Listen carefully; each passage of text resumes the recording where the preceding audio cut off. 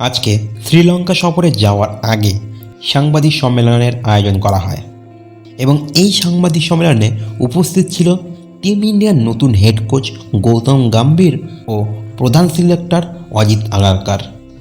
যথারীতি সাংবাদিক সম্মেলনে গৌতম গম্ভীর ও অজিত আগারকারের উদ্দেশ্যে প্রশ্ন করা হয় রোহিত শর্মা ও বিরাট কোহলির ভবিষ্যৎ নিয়ে।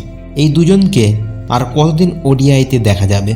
এছাড়াও সূর্যকুমার যাদবকে কেন ক্যাপ্টেন করা হলো, হার্দিক পান্ডিয়াকে কেন ক্যাপ্টেন করা হলো না, এ প্রসঙ্গেও প্রশ্ন করা হয়। তাছাড়া বিরাটের সঙ্গে গম্ভীরের সম্পর্কের তিক্ততা নিয়েও প্রশ্ন করা হয়, আবার রবীন্দ্র জাদেজাকে নিয়েও প্রশ্ন করা হয়।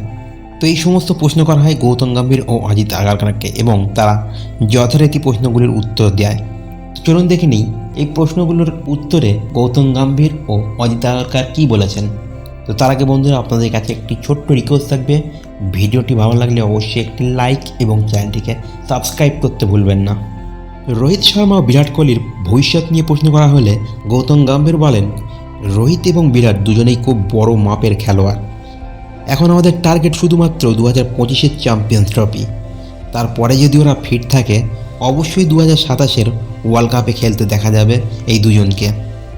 সূর্যকুমার যাদবকে কেন টি-20 দলটি ক্যাপ্টেন করা হলো, এই প্রশ্নের উত্তরে চিফ সিলেক্টর অজিত আগারকার বলেন, ক্যাপ্টেন সেই যাকে দলে সবসময় পাওয়া যাবে।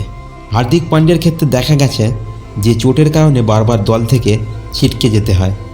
মেনলি তিনি বলেছেন ফিটনেস ইস্যুর কারণেই তাকে ক্যাপ্টেন্সি থেকে সরিয়ে দেওয়া হয়েছে।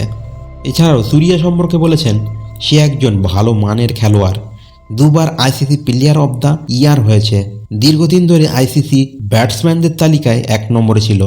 এছাড়াও তার কাছে ক্যাপ্টেন্সি করার মতো সমস্ত অ্যাবিলিটি তার মধ্যে আছে। এছাড়াও সূর্যকুমারের মধ্যে সমস্ত অ্যাবিলিটি আছে যাকে একজন ক্যাপ্টেন্সি করার জন্য প্রয়োজন। বিরাট কোহলি ও গৌতম গম্ভীরের রিলেশনশিপ নিয়েও প্রশ্ন করা হয়। সেখানে গৌতম গম্ভীর জানিয়েছেন, বিরাট কোহলির সঙ্গে আমার সম্পর্ক খুবই ভালো, আমাদের প্রায় ফোনে কথাবার্তা চলে। মিডিয়া টিআরপির জন্য এইসব খবর প্রকাশ করে। আমি যথেষ্ট রেসপেক্ট করি বিরাটকে, সে একজন ওয়ার্ল্ড ক্লাস খেলোয়াড়। এছাড়াও রবীন্দ্র জাদেজা সম্পর্কে প্রশ্ন করা হলে চিফ সিলেক্টর অজিত আগারকার জানায় তাকে শুধুমাত্র ওয়ানডে থেকে রেস্ট দেওয়া হয়েছে, তাকে বাদ দেওয়া হয়নি, সুতরাং তাকে আগামী দিনে ওডিআইতে দেখতে পাওয়া যাবে। এবং চটিল হওয়া মোহাম্মদ শামি সম্পর্কে প্রশ্ন করা হয় এবং এর উত্তরে জানানো হয় মোহাম্মদ শামির এখন এনসিএতে রিহ্যাব চলছে এবং খুব শীঘ্রই সে ভারতীয় দলে ফিরে আসবে। খুব সম্ভবত বাংলাদেশের বিরুদ্ধে টেস্ট সিরিজে তাকে দেখা যাবে।